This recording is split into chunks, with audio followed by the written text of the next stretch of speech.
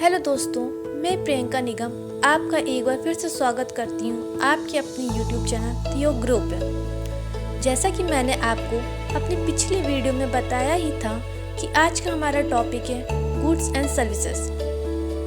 तो दोस्तों, सबसे पहले तो हम ये जान लेते हैं कि वस्तुएं क्या है।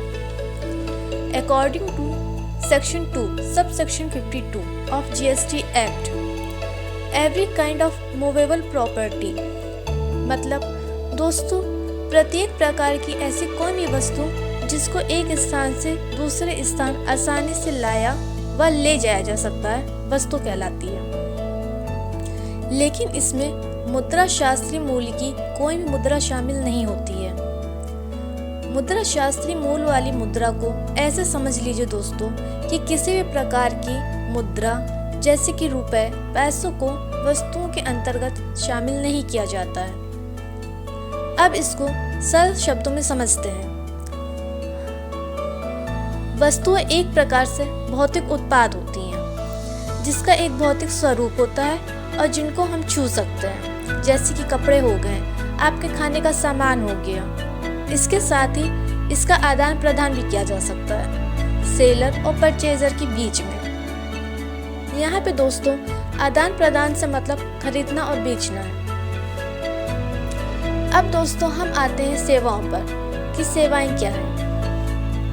According to section 2 sub section 102 anything other than goods मतलब ये है दोस्तों कि वस्तुओं के अलावा जो कुछ भी है वह सब सेवाओं के अंतर्गत ही आएगा।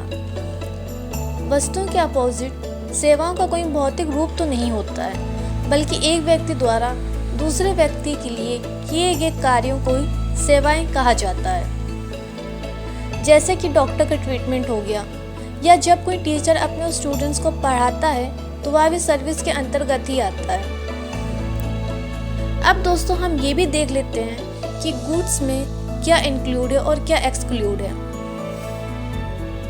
इंक्लूडेड प्रॉपर्टी, पहला तो इसमें सभी प्रकार की चल संपत्ति आती है जो कि एक स्थान से दूसरे स्थान लाई व ले जाई जा सके। ग्रोइंग क्रॉप्स, दूसरा उगती हुई फसल भी गुड्स के अंडर में ही आता है, क्योंकि जब कोई फसल उगाता है तो वह व्यक्ति उस फसल की कटाई से पहले भी किसी अन्य व्यक्ति को अपनी फसल बेच सकता है। एक्सक्लूडेड मनी, गुड्स में दोस्तों किसी भी प्रकार की मुद्रा शास्त्रीय मूल्य वाली कोई भी मुद्रा शामिल नहीं होती है, जैसा कि दोस्तों अभी मैंने आपको बताया।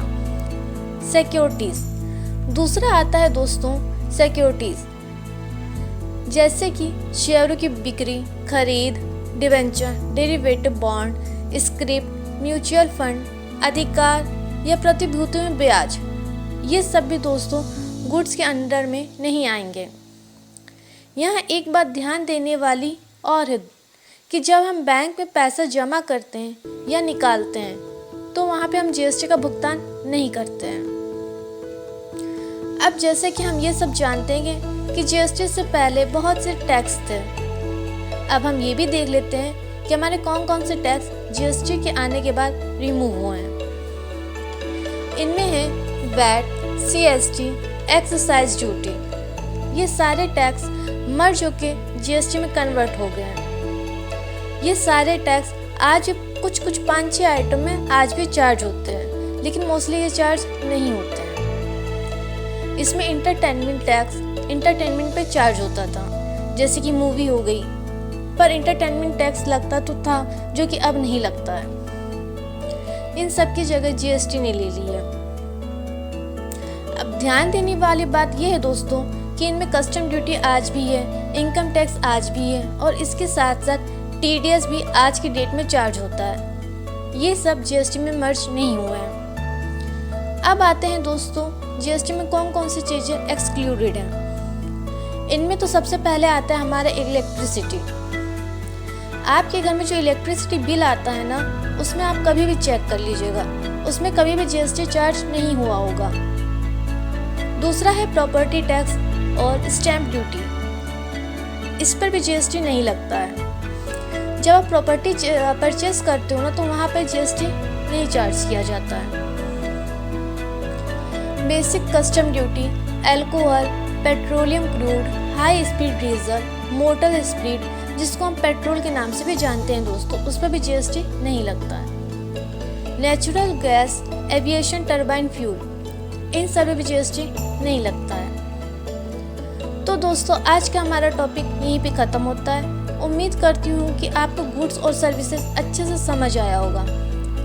अगर आपको मेरा ये वीडियो पसंद आया और अगर थोड़ा सा भी नॉलेजेबल लगा है तो प्लीज़ इसे लाइक और शेयर करना ना भूलें। इसी तरह के नए वीडियो और अपडेट्स के लिए मेरे चैनल को सब्सक्राइब करें। अंत तक बने रहने के लिए आपका बहुत बहुत धन्यवाद। तो मिलेंगे नेक्स्ट वीडियो में एक नए टॉपिक के साथ। तब तक के लिए दोस्तों अपना ध्यान रखिए। Bye bye, take care. जय हिंद, जय भारत।